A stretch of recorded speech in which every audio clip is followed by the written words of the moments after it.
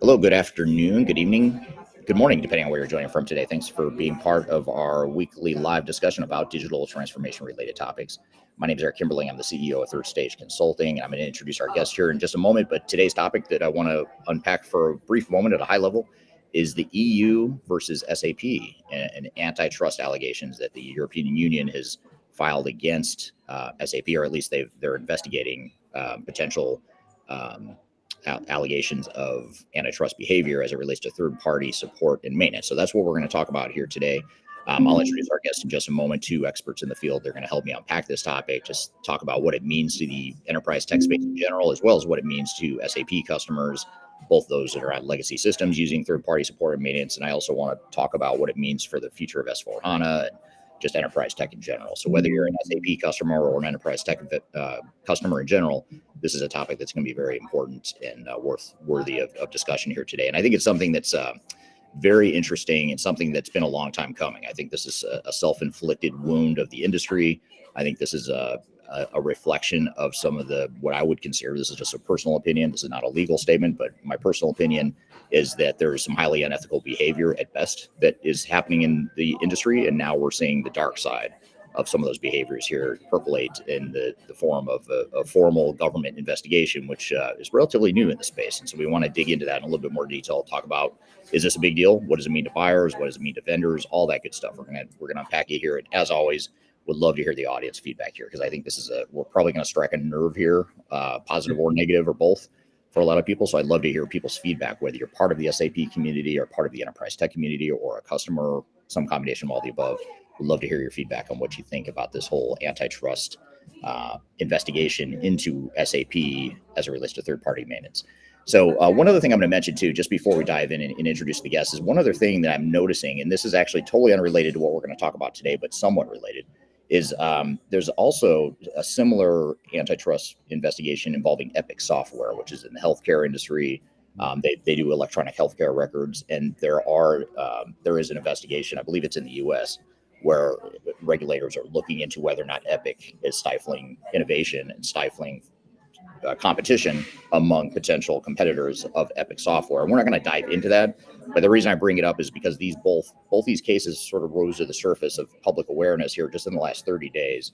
And I feel like the last 30 years I've been in the space, we've seen two cases that I'm actually a little surprised, but not surprised to see here in recent times. But again, it's something where I look back 30 years and think this industry has acted a certain way for decades now, and I think it's finally catching up to a lot of these vendors. And so that's what we're going to dig into today and talk about, most importantly, what it means to buyers of enterprise tech. So all that being said, again, my name is Eric Kimberling. This is a weekly live stream we do as part of our Transformation Ground Control podcast. Joining me to discuss this are two experts, one from more of a legal perspective and one more from a third-party maintenance perspective, and that is Marcus Harris from Taft Law and Scott Hayes from Rimini Street. So let's start with you, Marcus. Tell us a little bit about yourself and what you do.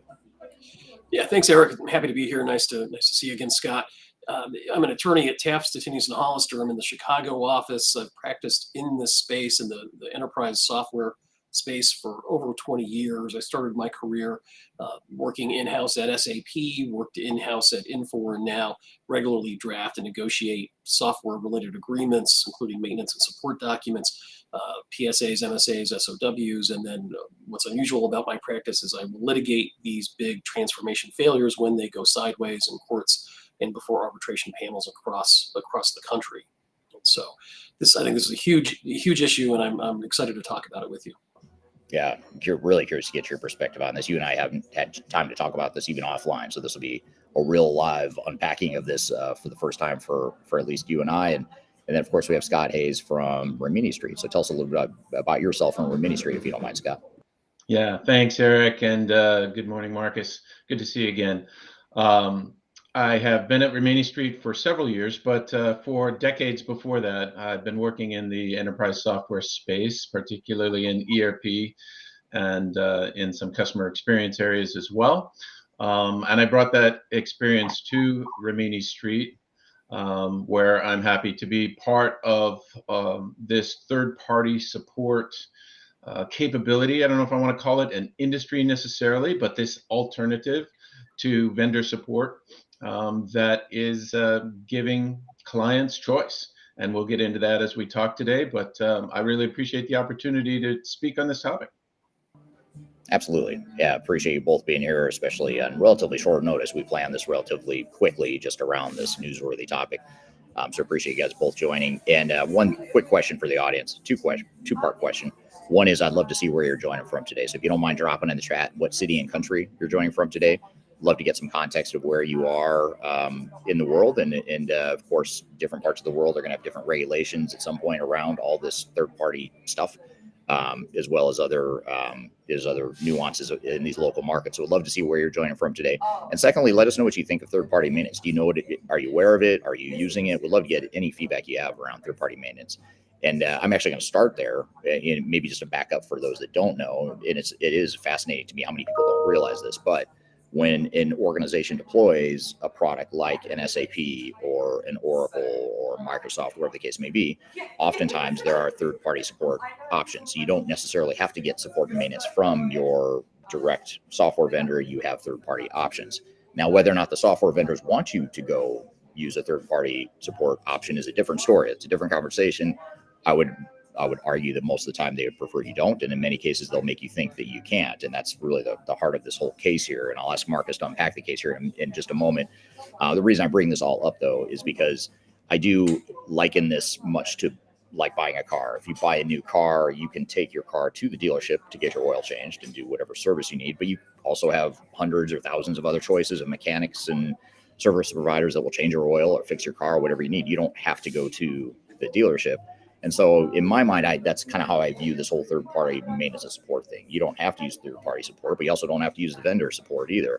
And the question is, should you have the right to? Should the vendors have more control or less control over it? That's all the stuff we're going to get into here today. So I'd love to hear any knee-jerk reactions the audience has to this whole thread here as we get going. But as we're digging into this, Marcus, can you tell us just a little bit, like help us understand what is this case? Like from a legal perspective, what are the allegations and what's at stake here, and why is the EU sticking their nose in this? I guess would be the place to start.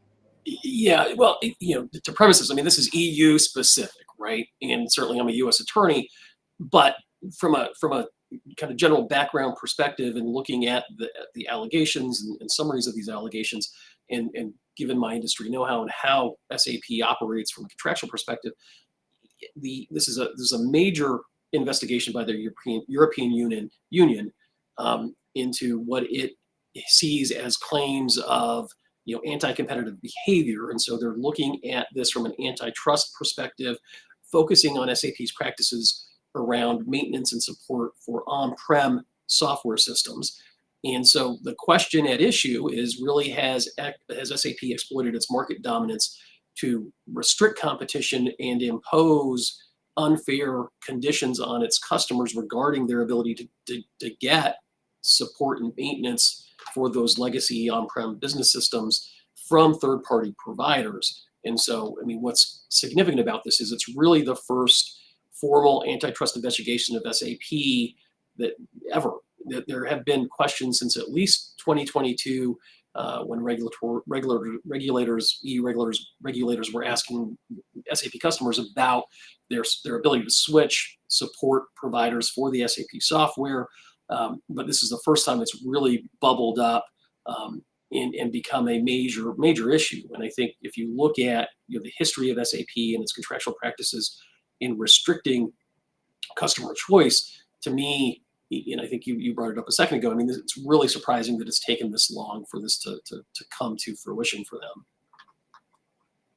Yeah, that's a great point. And I guess I'm curious, and this would be pure speculation on your part, and which is always the last thing an attorney wants to be asked is something to speculate on.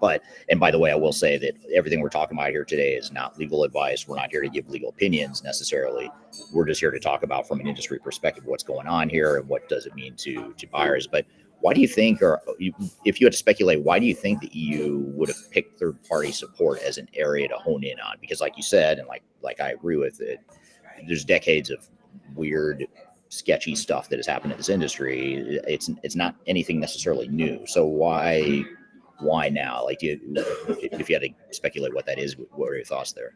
I think it's a confluence of a few things. One is that these practices, like you said, are sketchy, right? And while they have been going on for years, they're now coinciding with this incredible push by SAP to force its customer base to adopt their cloud solutions. And so there's now this restrictive scheme that's being placed on them that, okay, if you're not going to move to the cloud, you can still be on your software system, but it's not going to be supported anymore. And if you look at your contractual restrictions, the intellectual property provisions in that agreement, you actually are prevented. These are the allegations, that you are actually prevented from utilizing any third-party support without violating your contract or violating SAP's intellectual property rights in its software. And so the stakes are incredibly high. You're essentially being forced into this move to the cloud because you have no other option. So they're holding their customers hostage. And I think, in some ways, this is a self-inflicted wound. It's these aggressive practices that really, to be honest with you, have always been in place contractually. And I hope we can talk about how they do this. But then you couple it with the incredible push to get everybody to move to the cloud. And then you look at that this is happening in Europe, where SAP is a dominant player in the European marketplace. So, I mean, all those things are working together to force the EU's hand in some respects.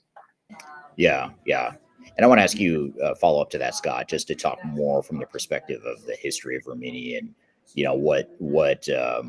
what need you were trying to fill, or how you guys recognized early on the need or opportunity to offer this third-party support and maintenance. But before I come back to you real quickly, I just want to turn to the audience here and thank people that are commenting here. We've got Steve Perry joining from Lexington, Kentucky. I'm assuming that's not the Steve Perry from Journey, but if you are, please let me know, because I'm a huge Journey fan. And then we've got Karen from London. That's where I am today. So thank you for joining, Karen. Thanks for being here today. John from Germany is joining here on YouTube. Says that yes, third-party maintenance is being used due to a fixed contract that apparently that he has with his organization. We've got John joining from Kenya, working as an SAP consultant. So I'd love to hear your feedback, John, as an SAP consultant. I'd love to hear your perspective of what do you think? I mean, what do you think this means? Is it? And I know you probably have to toe the company line to some degree if you work for SAP directly, but would love to hear your feedback on what you think about from the customer perspective here.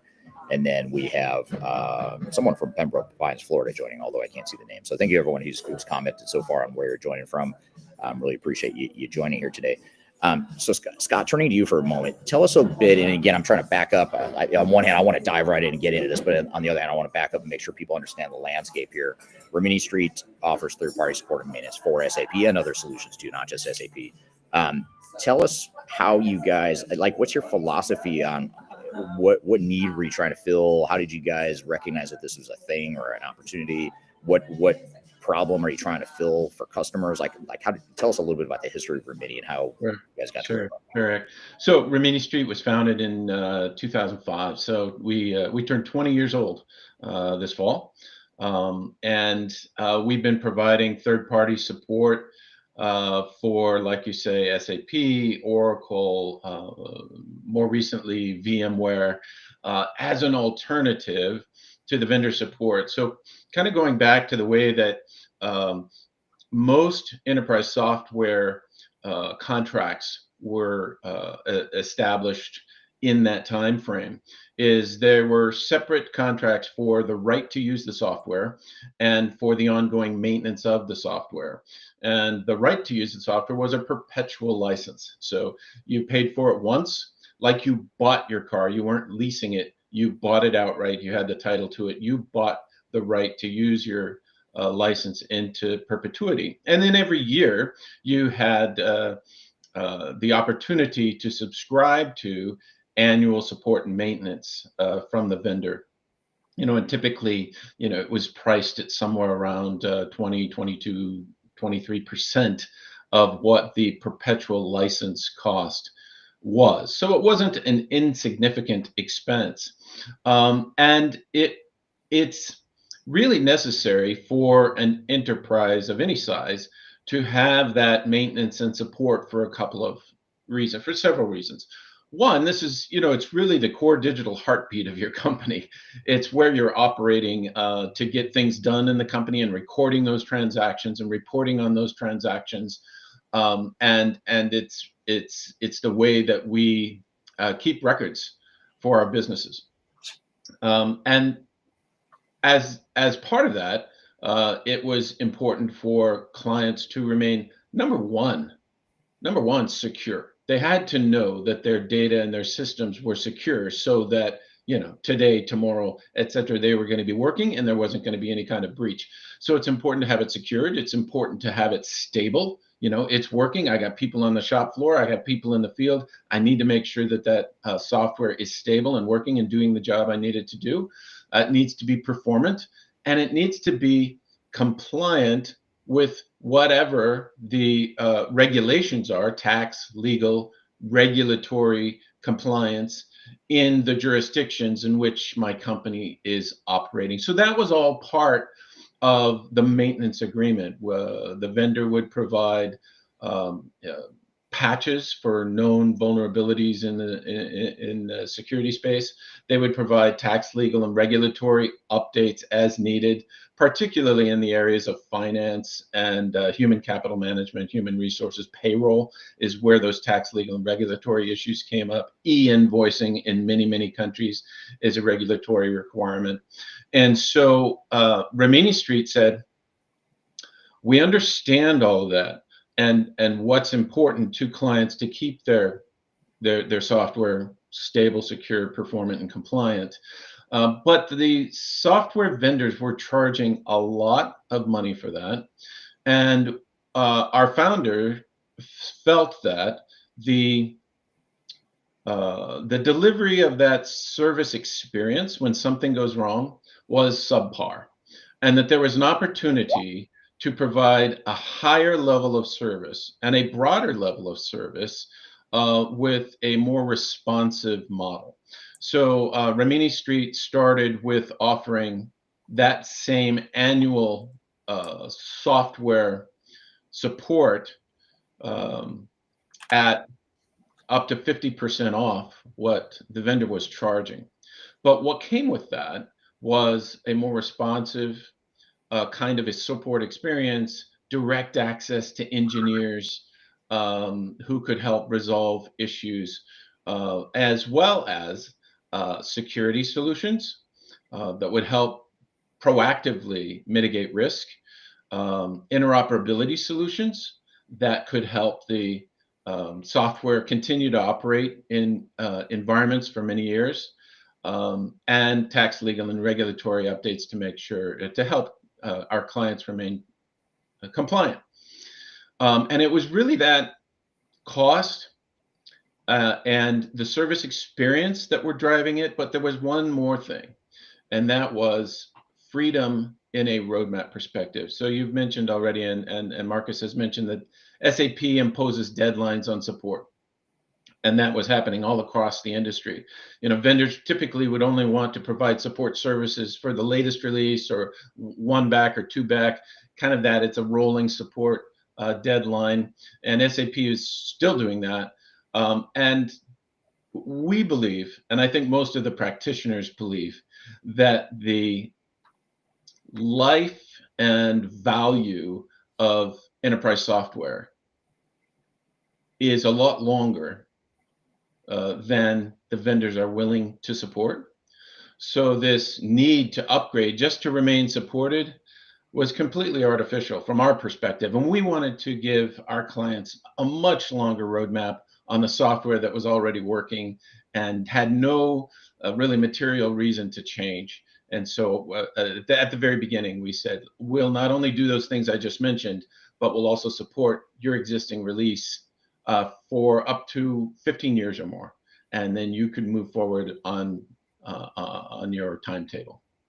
Yeah, it's really interesting, fascinating, and it's funny because you talk about this and it sounds so innovative on one hand, but on the other hand, you're like, it just makes sense. It's kind of a no-brainer. Like, why would you not have other options to provide that sort of third-party alternative? I want to ask you a follow-up question to that, Marcus, here in a moment, but want to just get to the audience real quickly. Steve Perry confirms that he is not with Journey, unfortunately, but thank you for being here anyway, Steve. I really do appreciate having you here.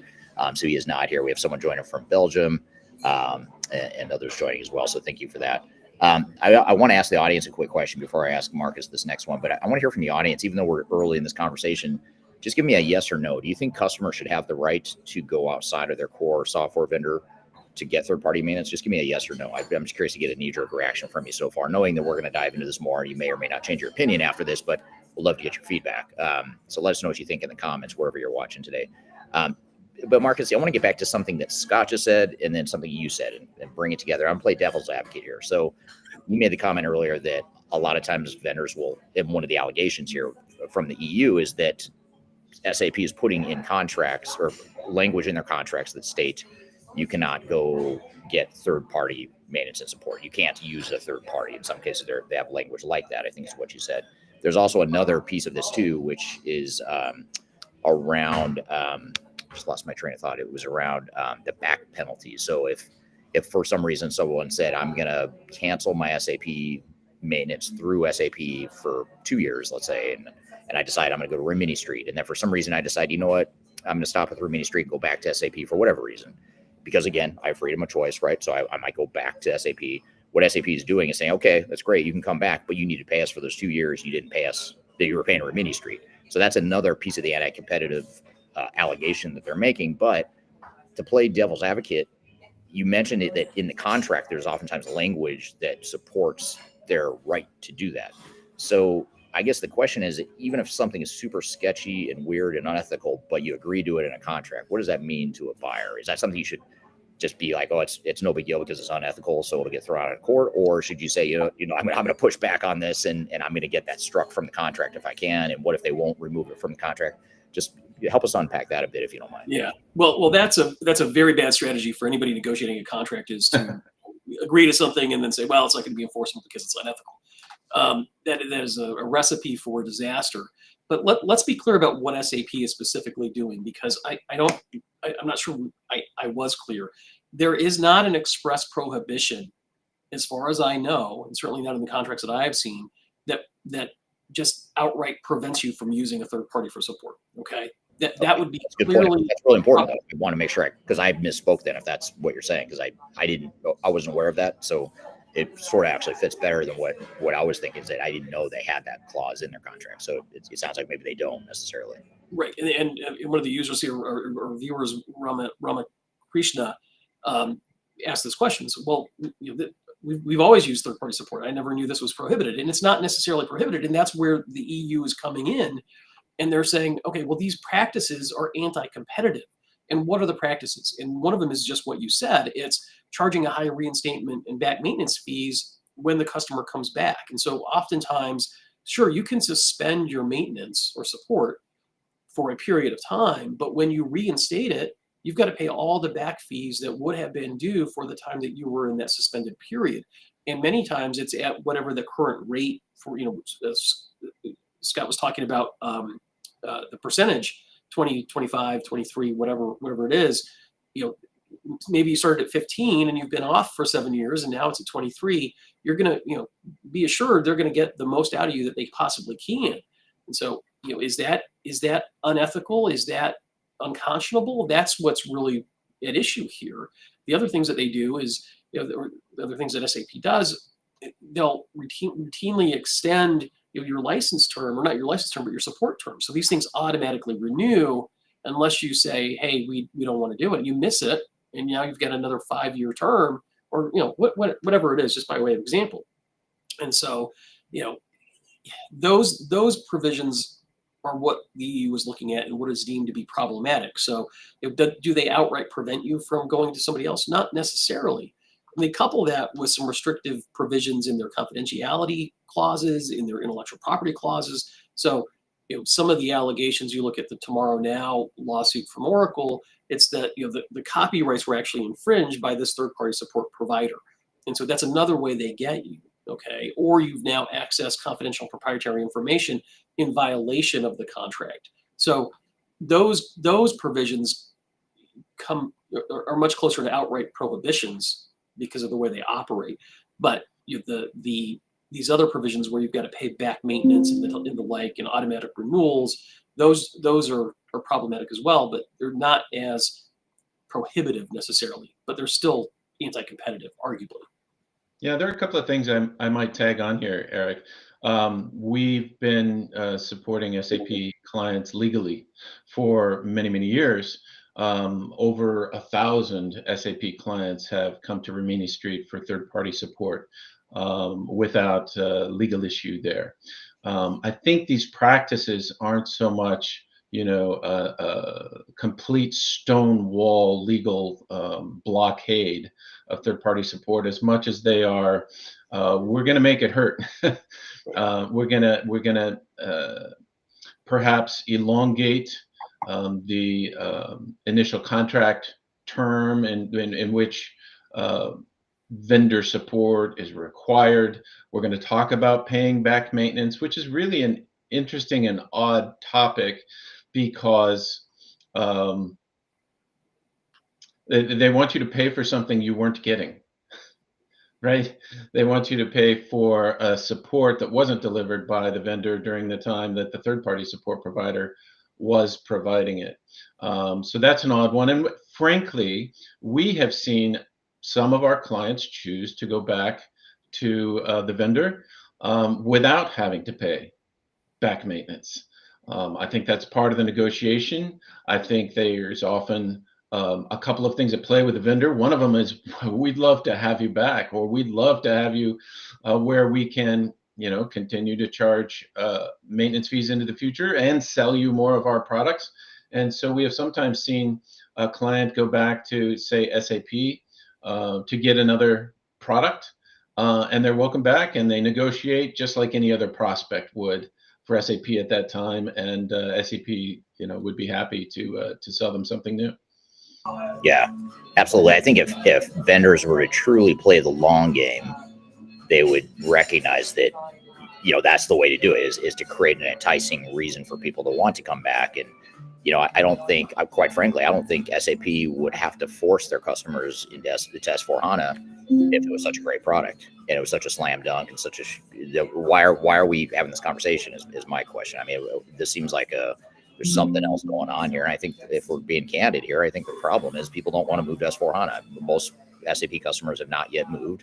And so they're looking at companies like you, Scott, and says, let's go to Rimini Street and extend the life cycle of this big, huge, massive investment we already made. Why are we going to make another one when we can't justify the business value necessarily? Yeah, if it's working, it's doing its job, and it'll continue doing its job on Monday morning and next year. Why can't we stay on it? And by the way, we've customized it a lot, and to move with those customizations might be even more costly. And so, we see clients just wanting to continue operating what they have paid for, what they have a perpetual license for a longer period of time.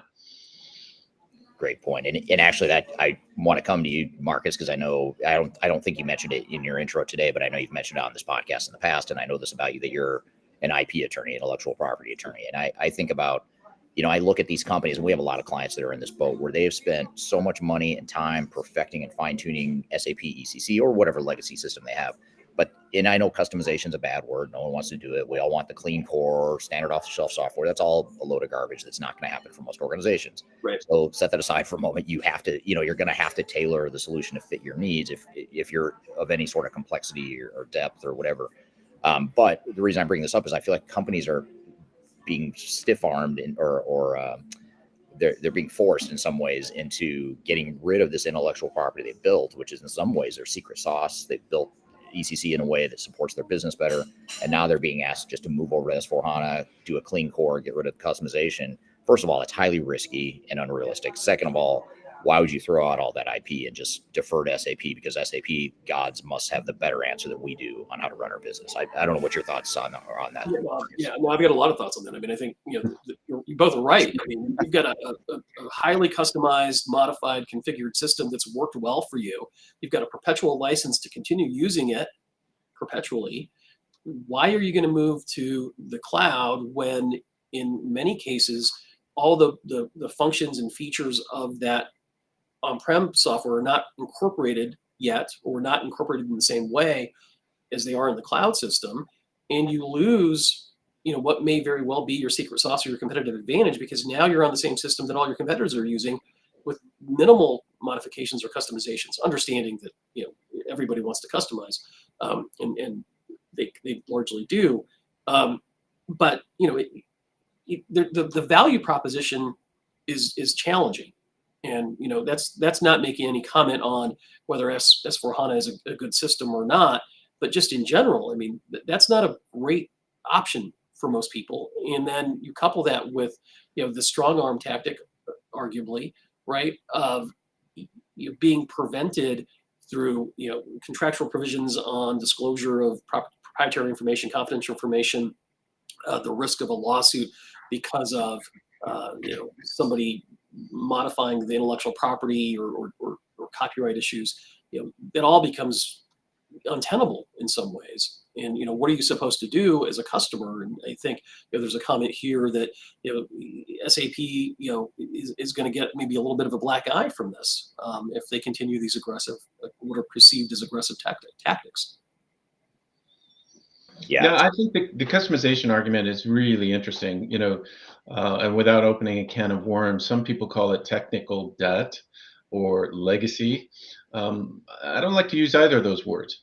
If the customization is, like you say, Mark, is part of their differentiation, part of what makes them them, then we want to treat that as just as important as the code that came directly from the vendor. So part of our model from the beginning was to say, hey, when we onboard you, we totally understand the version of SAP you're on, but we want to understand your customizations because we're going to take on the responsibility for supporting those customizations going into the future. We treat that as part of their entire environment and their need to operate their business in the way that they do.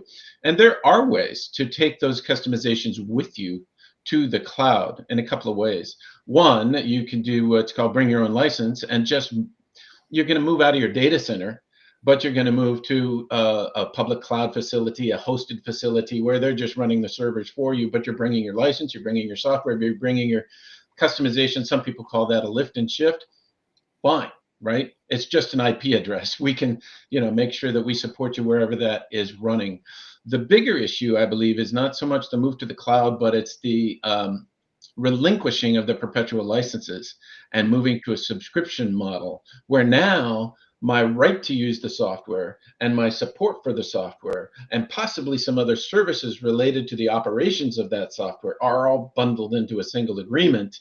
And it will be very, very difficult to extract any one part of it or to get out of it entirely at some point in the future, because the minute I want to break one of that, it might affect my right to use the software because I'm paying for it on a subscription basis rather than bringing my perpetual license with me. That's a really good point. It is, and I always think about, I haven't seen this yet, but I do wonder at some point in the future it's going to happen with some big company. It's going to become a big deal where they run into financial turmoil and whatever, the cash flow sucks and they can't pay their SAP bill. Then they have to choose between, do I let them shut off my system or do I maybe not make payroll? And to me, that's just a weird position to put any company in, because like you're at the mercy of your software vendor now when you have these conditions where you don't own it, you're leasing it essentially. And now that's a whole nother can of worms. I suppose we could spend a whole hour talking about the ethics of that and whether or not that's right. I have very strong opinions, you might imagine, on that, but we won't dive into it today. But I want to get to this question here, this comment here that I think it summarizes this pretty well. This is from John on LinkedIn. John says customers made a massive investment in SAP R3 and ECC, expecting a long, stable life cycle with annual maintenance. Forcing a migration to an entirely new platform feels like moving the goalposts and could be seen as a breach of the initial partner. And I suppose he goes on to talk about how ending support for the very products that made them dominant, SAP risks being seen as in the corner, damaging the trust that is essential for the long-term enterprise relationships.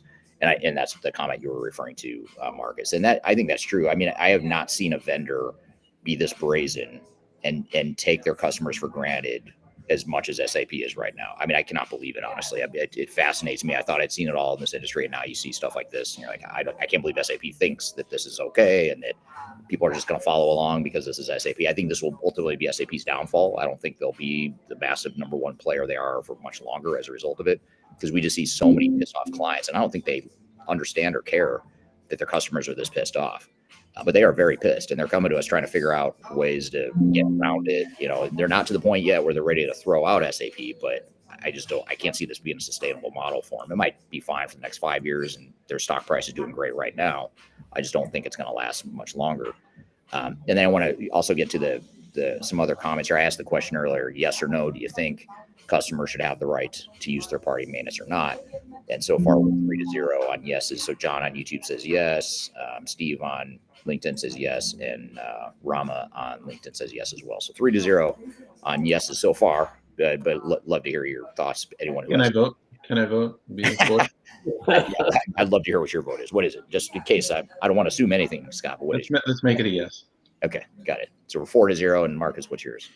I would say yes as well. And I mean, the way I look at this is, it's a hard argument for SAP because, excuse me, you've got a scenario on the front end with integrators, right? I mean, SAP has its own professional services organization, and they want you to utilize them, but they've got this whole network of integrators and partners that implement and configure their software, and it's been that way forever. Why can't it be the same way on the back end with maintenance support?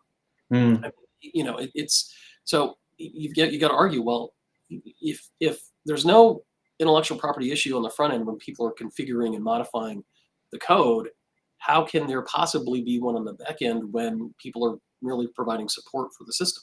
I mean, it's a bad place to be, and I think the implications for the broader industry are pretty impactful, right? I mean, I think you're going to have a lot more customer choice.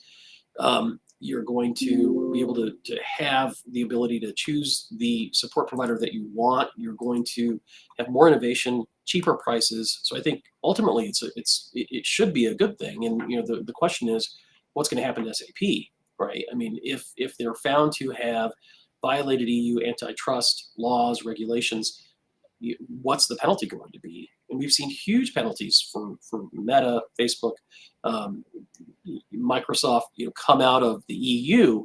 And so, I can't predict the future, but I mean, I think, SAP is a little bit compromised here. Yeah, I'm glad you brought up Microsoft and Facebook, Google as well. Some of these consumer big tech companies have had issues with the EU in the past and have had to settle big time allegations with the EU in the past. And this stuff goes back 10 or 20 years when Google and Microsoft were fighting the EU over anti-competitive behavior.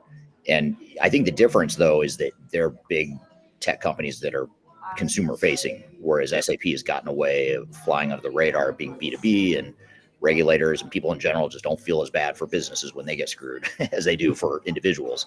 And so I understand why regulators are ahead of it on the consumer facing side. But now we're seeing the EU dip into the B2B side of things. I think we should all be a little worried about that, because I think if any sort of regulator, especially a big regulator like the EU or the US government, were to dive in and really peel back the layers of the onion and look under the hood of what happens in the space, I think we're going to be in a world of, when I say we, I don't mean the three of us. I think the big software vendors, the big system integrators, I think you look at some of their behavior, and now I wonder, how much could you extend what they're saying about this one isolated case with SAP and third-party maintenance?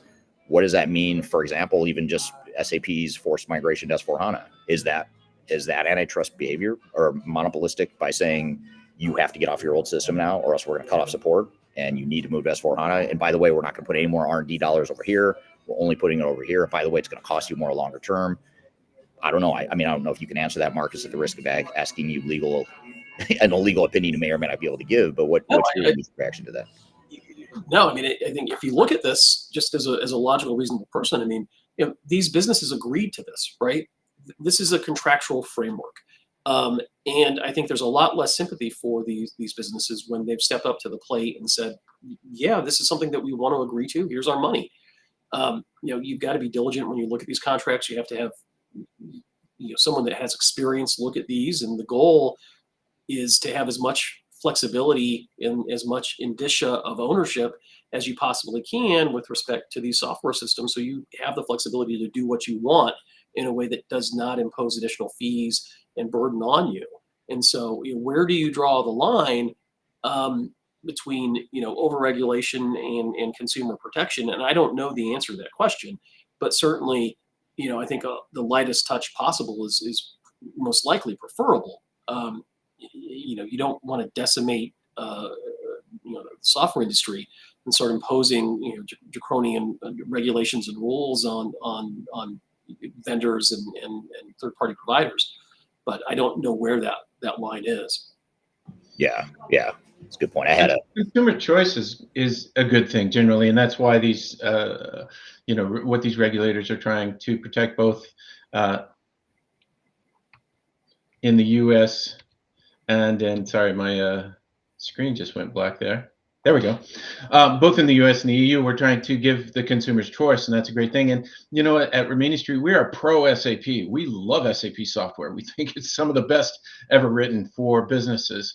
We're just not a fan of some of the policies that they have for their customers, and we hope that they continue to do what they do very, very well, but that they will allow for more customer choice in the future. And Eric, you said that the future of SAP might somewhat be at stake here.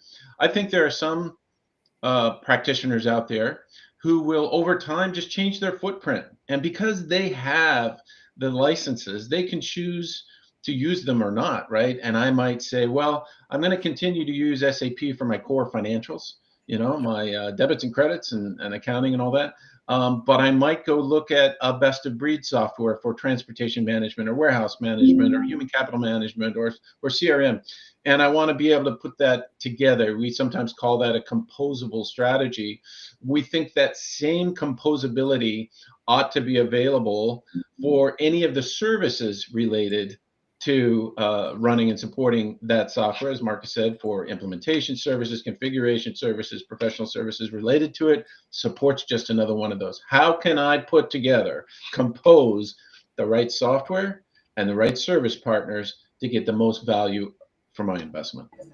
Yeah. That's a great point. And we're seeing that a lot with our clients. We're not seeing many, if any, cases that I can think of where a client has said, screw SAP, we're done. We're moving a totally different direction. Most of them are saying either I'm staying put on ECC and I'm going to kick the can down the road and I'm going to roll the dice and take that chance and I'm going to milk the asset. I'm going to get as much equity or ROI out of that investment that I can. Or they're saying, okay, I'm going to move to S4HANA, but that footprint's going to be a lot smaller than ECC was.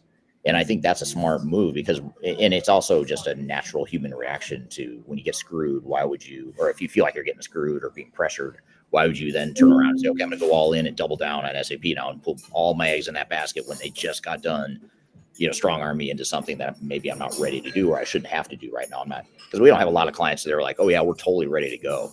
We're ready to go S4HANA right now. Most of them are doing it because they have to.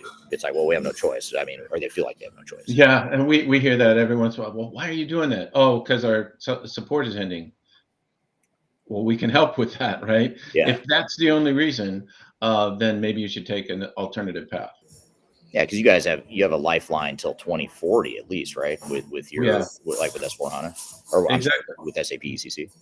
Well, and for S4HANA on-prem, let's remember that there are thousands of clients who have already licensed S4HANA with a perpetual license. They're operating it on-prem or on their chosen cloud provider, but they own the licenses. And so we are engaged with S4HANA clients as well. Some of them are in the same boat. In fact, it's kind of an interesting treatment of those who were most willing to go to the latest software early on with S4HANA, those clients that said, yeah, we'll do that.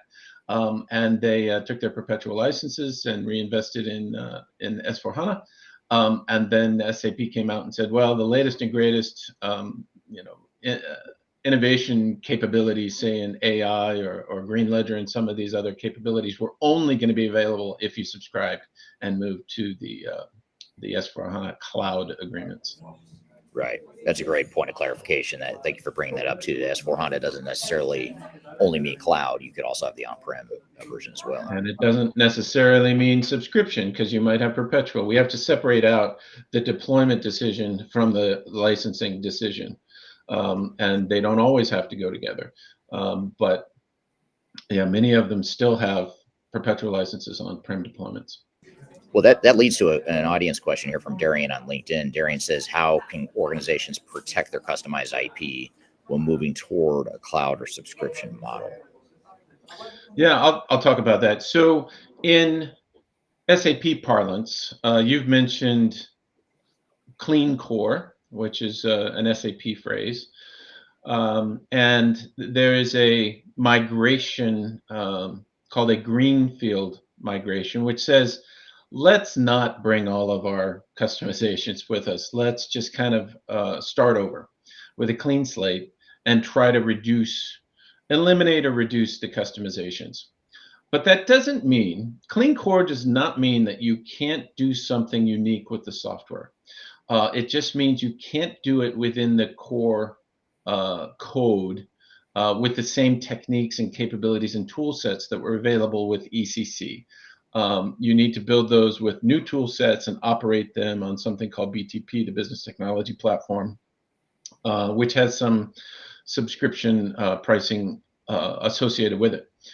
But it doesn't mean you absolutely have to give up customizations. You just can't do them in the same way that you did before. And the less customization you do, the easier it's going to be to continue to get the latest releases from SAP. However, as you have both said, there are really good reasons for customizing. The other option that SAP talks about is called a brownfield migration. Consider it this: you're moving house and you've got some really great furniture that you've developed that's perfect for your family, and you want to move that furniture into the new house. That's a brownfield migration. I'm going to take that great furniture with me to the new house, and I'll be running in a private single tenant instance of S/4HANA after that brownfield migration, which is going to have some cost implications with it and some future flexibility associated with it. If I do a greenfield, it says I'm not bringing any of my furniture with me. Once I get there, I'll figure out, if I need to go buy new furniture and what type is going to work in this new house. It's kind of a simple look at it, but those are sort of the options between greenfield and brownfield migrations. Customizations aren't necessarily gone. It's just a different way of handling it. Yeah, and I think it's important that the industry stop conditioning buyers into thinking that customization is somehow this terrible, evil, rotten thing. That it's a very arrogant thing of us in the industry to think that if you don't adapt our clean core using our software that was built, even though you're right, you can do extensions and other ways of getting what you want without changing the core. But in some cases not. In some cases you do. If you really want it to do something it wasn't built to do, then you're going to have to decide, do you want to customize it, do you want to do a bolt-on, third party, whatever. And as a vendor, what vendors oftentimes do is they condition you or try to convince you that that's a bad idea. You're the problem. You don't want to change, and therefore you're the problem. We're not the problem. Our software's awesome. Right. It's best practice, whatever. And so I think that's the big challenge. Last question I have for you, Marcus, and then we'll wrap up. But this is actually a question from Darian on LinkedIn. Darian says, how can buyers best protect themselves from these contractual traps before they sign? So if I'm about to go through an S/4HANA migration, I'm about to sign a contract or whatever, or I just want to revisit my old ECC contract or my legacy vendor contract to see what my options are. How can I make sure I'm contractually above board and give myself the most flexibility possible? Yeah, I mean, you've really got to look at this thing expansively when you're analyzing these contractual provisions and the restrictions that are in there, and you want to focus on flexibility. You look at SAP's track record, and you've got to look at SAP with a jaundiced eye. You look at things like the SAP v. Celonis case, where they're trying to restrict third-party usage of data process mining functionality. You look at the 2017 case of SAP v. Diageo, where that was the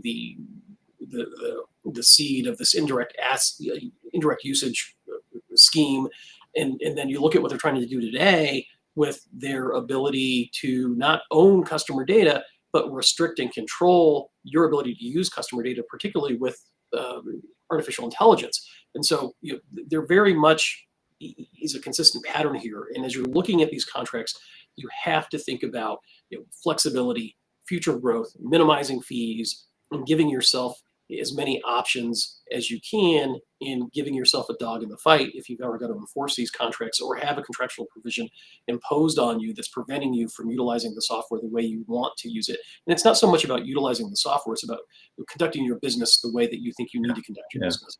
That's the key, right? That's the key question when you're looking at these provisions. How is this restricting my ability to operate my business? And you've got to, if you start from there, that's a good way to keep yourself out of trouble. Great points. Really appreciate you guys sharing this feedback, and appreciate all the audience questions and everything here today. How can we learn more about each of you? Marcus, what's the best way to get a hold of you, follow you, all that good stuff? Yeah, I would just open up Google, go to YouTube, search my name, Marcus Harris, software attorney. TaftLaw.com is another way to get a hold of me. I'd love to talk to any of your audience members or people listening about these issues and get them pointed in the right direction. How about you, Scott, with Rimini Street? How do we get a hold of you? How do we follow you? Yep. RiminiStreet.com. Best way to learn about the company. Scott Hayes on LinkedIn. I'm happy to engage with anyone anytime about these and continue this discussion. I think options are great. Absolutely. Well, thank you guys for being here. Really appreciate it. Thank you to the audience.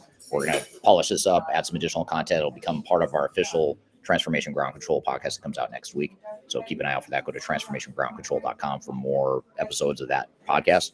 And thank you again for being here. We'll do the live stream, same time, same place next week. Thanks for being here, and hope you all have a great week.